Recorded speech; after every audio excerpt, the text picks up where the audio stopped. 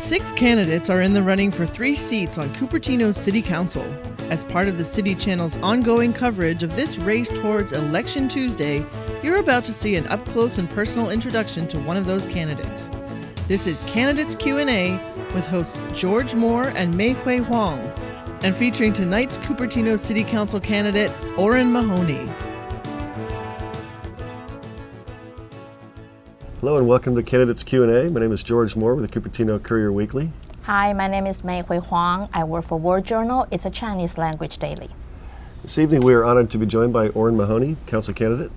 Thank you for being here. Hey, no, thanks. Pleasure to be here. Thanks. Nice to see you guys. Nice to see you. Started right away here. I'm going to talk about traffic right off the bat. Okay. It seems to be a big issue.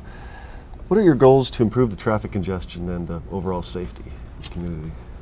Well, I think traffic has a lot of elements to it. Depending on who you are. In some cases, people are worried about moving traffic through the city so that it doesn't stop and delay and cause pollution and things like that. In other cases, people want to slow down the traffic, certainly through their neighborhoods. I think we have a real opportunity now. We always have an opportunity to look at things on a point basis. When a project comes up, how is that going to affect the traffic patterns and what can we do? There are things done on a neighborhood by neighborhood basis to slow traffic down when they come in. I think I'd like to take it. I think we have an opportunity now to step back with the general plan and look at traffic for the city as a whole, and be more proactive at looking at the flow, get community input on those trade-offs, because a lot of times we don't know. It's not an either or type of thing. So I would look at it as part of the general plan, where the traffic should flows, what are their arterials. Then from that, how can we deal with any spillover or prevent spillover into neighborhoods? Then there are a lot of things that can be done on a neighborhood basis. I was at a meeting the other night, along with all the other candidates, of a group of neighbors around what they call the tri-school area, the Kennedy, Monte Vista, Lincoln area, which is, because it is 3 schools together, probably magnifies the problems. There's a case where they are working as a neighborhood group with the schools and with the city to deal with that. It's hard work. It's not just, well, I'm going to go to a meeting and complain. These guys have rolled up their sleeves and are working together on practical solutions to both the parking problem and the traffic problem. It might be satellite drop-off points. It might include busing. It might include shuttle buses of some kind. It definitely includes better coordination with the existing buses that are there. But each of those things takes work, and in this case, the neighborhood has gotten together to do that. And if that could be used as a model or pilot for other neighborhoods, because a lot of the issues are around schools. I mean, when people talk about traffic, that half-hour peak is night and day, and that when you walk around and talk to people about traffic, a lot of the issues are very local and around the schools. Yeah. Okay. Sir, I'd like to know, what do you think your experience in HP is going to help you in this city council job? What is it, 32 years? 34, actually. 34 years. And I think it'll help in 2 ways. I kind of like to use, I used an analogy a little bit the last time of how HP has changed over that 34 years. HP, would I like to go back to the way it was 34 years ago and the environment then, or even 20 years ago? Yeah, I'd love it. But you can't, and not because of changes that HP has made itself, but changes in the environment, the competitive situation, the economy, the businesses that we're in are different. So the question at HP that we struggle with and are still struggling with is how to keep HP's, what made HP the kind of company that I wanted to work for originally and still want to work for, how to keep that the same in this changing environment. We have the same issue in Cupertino. A lot of people would love to go back and say, I like Cupertino the way it was 30 years ago, and it was great. There were more orchards, there was less traffic, there were less signs, we didn't need the speed bumps, all the things that people have issues with today. But you can't, because we live in Silicon Valley, we're in the middle of it. That's why people, came here originally. So how do we keep what made Cupertino great? Is, in my opinion, the best place to raise a family in the valley. How do we keep that in this current environment. So I think that from a philosophical point of view, I think there's some things. Practical point of view, at HP I've managed large departments, small departments, worked through good economic times, bad economic times, how to deal with those situations, how to make trade-offs, and understand that you need to make trade-offs, I think is important, and I think that'll carry over. I think that business experience will be very valuable on the council to complement other experiences people have. I don't think it should necessarily be all, I don't think everybody on the council should have the same background. I think you need a mix where you have a mix that works together. It works the best. Thank you. Is it realistic to believe that Cupertino can limit growth but still provide housing for the present and the future, affordable housing? Yeah. Housing in general. Yes. I think the short answer is yes. Let me explain. One of the things that I've been thinking about lately is what happens in our current environment. In our current environment is we're very reactive. In other words, every 10 years we do what we call the general plan and master plan things. In between, most of what we do is unfortunately reactive. I mean, that's just the nature.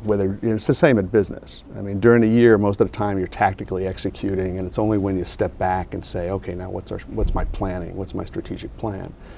Most of the time you go to the doctor when you get sick, and it's only once a year when you take a physical and kind of do a more strategic plan. We have that opportunity now with the general plan. Instead of as we've made amendments to the general plan in reaction to specific development proposals, now we have the opportunity to be proactive, look at the city as a whole, and make the trade-offs that work for Cupertino. If we want more housing, and I think we do, we can do that and maybe still limit the overall growth by eliminating some other growth that's in the general plan. And we have that opportunity to do that. It's not quite a clean sheet because you've got some existing stuff in there that you've got to deal with economically, but it's much more of a clean sheet. I think we can be much more proactive and through zoning and planning and things like that, achieve the increases in housing that we need at the same time not changing the character of the community. Thank you. Sir, when we look at Cupertino today, we see a city of diversity.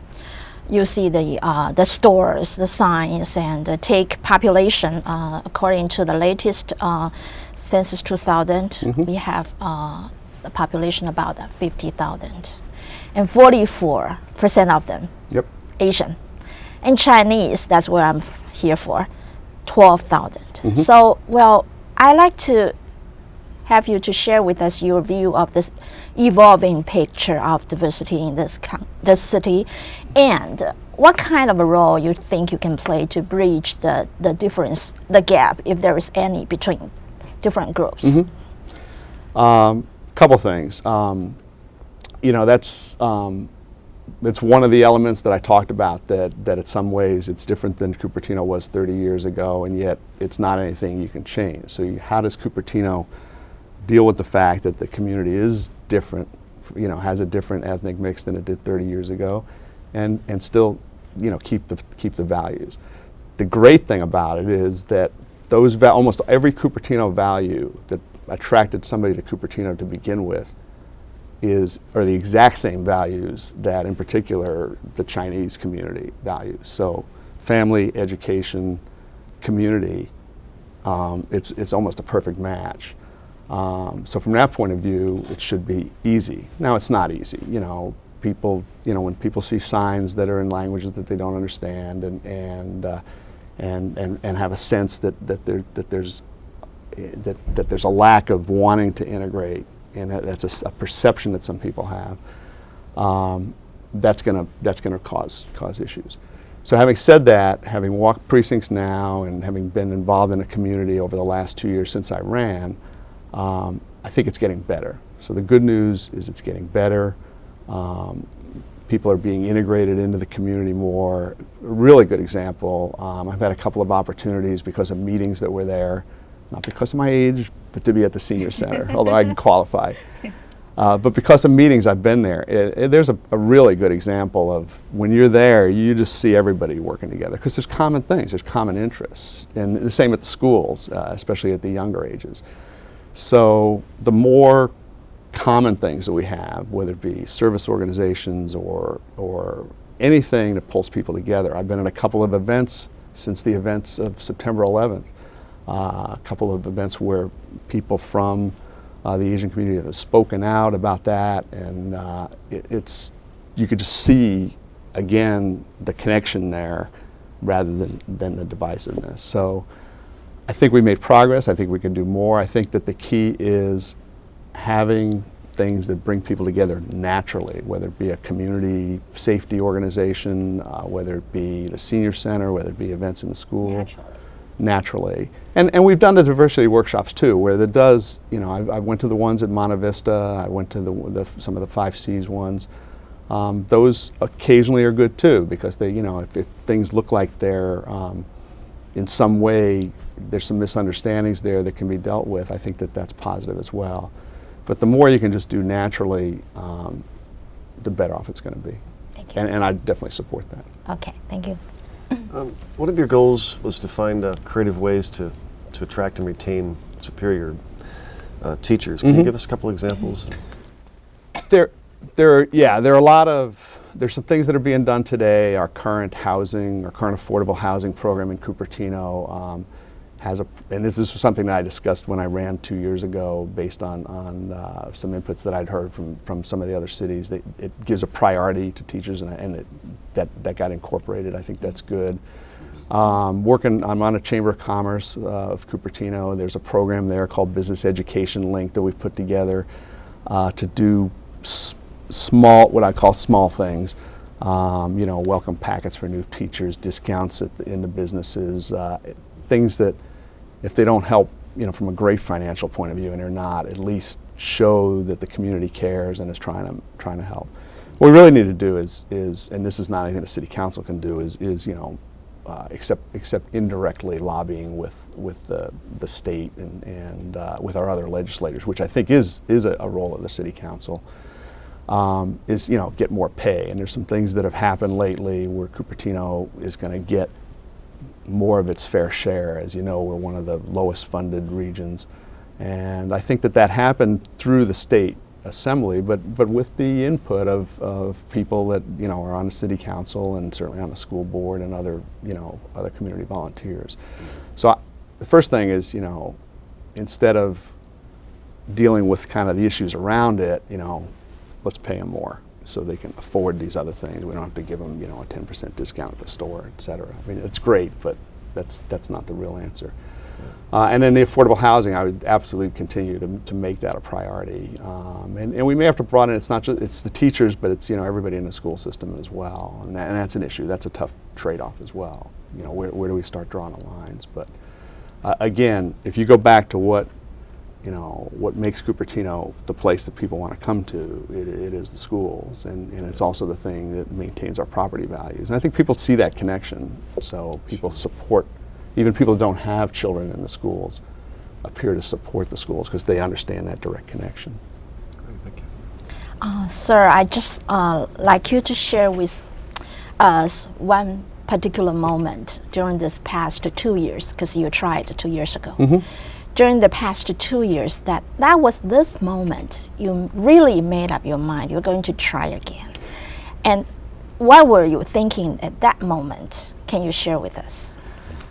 Yeah, no, I almost know. I've gone through. I'll be very honest. I've gone through several cycles. I went through sort of a lot. First of all, a lot of people supported me in the last election. I walked a lot of precincts. I still know people now that I met when I did that, and I got, you know, while I didn't win the election, I got a reasonable number of votes. So always in the back of my mind was the idea that I would try again. I would look at, you know, how the situation was, how many people were going to be running, and all that. And then I actually, this is a lot of work running. And I still work full time at HP, and you know, I've still got a family, and you're trying to balance those things out. So I actually sort of decided that I wasn't going to do it, that I didn't need to do it. I have lots of other ways I can contribute to the community. I'm on the Goodwill board. I'm, you know, in Rotary now, and there's a lot of great things that Rotary does. I'm on the Chamber, and there's a lot of, you know, good stuff there. but then I really realized that I really could make a difference. That, as I looked at the other candidates, and they're all good candidates. I mean, so it's not that. But I think that there's some things. I think the commitment to Cupertino. I've been here for 30 years, and I've worked in the community for 30 years, and I plan to stay here. And my focus is Cupertino. It's not on something else, and that I see this as as a path to. So that's what ultimately drove me to make the decision and make the commitment. And it is a commitment. It's a lot of work, but as I look and since then, as I've gone to meetings and seen the issues that Cupertino's working on, because I'm still involved in the Economic Development Committee from the Chamber, working with the city on updates to the general plan or how they're going to do that. I think I can make a difference. We had a meeting yesterday where talking about the library and where the library should be situated, and it was a good meeting. It was downstairs here, but at the end we realized that the library is just one part of the civic center here, and that we really need to think about what is that going to look like? I mean, what's going to make it a place where people want to come and gather and whatever, and how does it relate to the town center, whatever happens to the town center across the street. We have an upcoming community congress that's coming on October 5th, and my suggestion, again, it's just a small way, but my suggestion was let's take that community congress and take a breakout group there and deal with this particular issue. We got the people coming together anyway from all over, just like we're coming together, just like we came together 10 years ago and did the goals committee before we did the general plan to get the community input first and not be reactive after. I think, again, just with my community background, my business background, or whatever, I can make a difference. And as long as I think I can make a difference for Cupertino, I'm willing to put in the effort and do it. Thank you. What goals do you have regarding the youth of Cupertino? I think we need to do more with the youth. I still have a high school student. She's involved in a leadership program at her school, and actually on Monday participated in I guess it was a workshop, would probably be the best description, where a lot of the people from that program came in and talked to the city council about youth issues, how they feel about how they're being treated, and how they feel they're being looked at in the community. And it was interesting, even last night I was in a community meeting about trails and stuff like that, and it's sort of like, on the one hand, we're so proud of our schools, they're the best in the state. On the other hand, sometimes the neighbors go, all right, the schools would be great if it weren't for these kids, So we need to value the youth, the things that came out of that, of setting up a youth commission, and that got approved. Those are really good things, and I would definitely support that. I would support, recreation. I think we need to reinvigorate. I don't know if we're going to talk about the shopping centers or whatever. The reason why we need to do something with the shopping centers is not just for the economic base. If you could take Valco and put a money machine in there, that would just generate the same amount of sales tax for the city, that would be nice. That would meet one function. But shopping malls today are gathering places for people, and especially for kids. Kids like to go hang out at the mall, and that's not bad. That's goodness. It's a place to go. It's something for them to do, meet their friends. We need those places. So whether it be shopping centers or skateboard park, again in the right place, or a teen center, the sports center that we're upcoming sports center, that's very much youth oriented. So all of those programs that support that, I would strongly support. Great, thank you. Sir, Cupertino has quite a few multi-storied buildings already, especially those big companies like yours. So what are you going to do to set a limit to the for the limit for the building height? Yeah, no. Let me start out by saying I think the tallest HP building is 3 stories and well hidden by trees. And most people don't even know what's in there. So that's a way? I think that we, no, and it is a way. I mean, it's interesting that the development across from HP, we put in 2 large apartment complexes down across from HP, going back to your issue about how do you do the housing thing. You can do it. We put several multi-hundreds of units there without particularly affecting the traffic, because all the traffic is cross, when people are leaving their apartments is when people are coming in HP. So you're not adding, it's not an additive thing, it's kind of a cross thing. So you can do that. Another reason why the neighbors didn't object to some of those apartments is there were some really big trees there that screened them already, so that makes a difference. So you can do some things with screening. Now you can't screen, there's no trees that are going to, not cause you to stop and look at an 8-story building. I don't think we need the really tall buildings. I think we have height limits that, again, I would at the very least maintain and probably I would definitely look at decreasing them as part of this general plan. Again, we have this opportunity now to take a clean sheet of paper and not go, well, that's, that this is what's there. And as I say, most of if you look at what the general plan amendments over the last 8 years, everyone was in response to a developer coming in. I'm not saying they were wrong to make the amendments, the trade-offs were there, whatever, but they were reactive.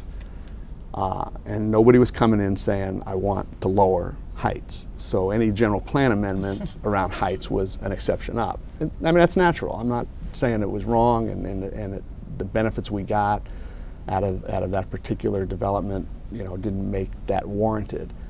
But now we have a different opportunity. We have an opportunity to step back and look at things and say, what do we want this place to look like? And where there isn't, buildings on the ground or approved things, we can push that down. We need to look at the trade-offs in pushing it down. You talked about housing earlier. Housing is goodness from the point of view of making it more affordable and the jobs housing balance and reducing traffic by having people live close to where they work.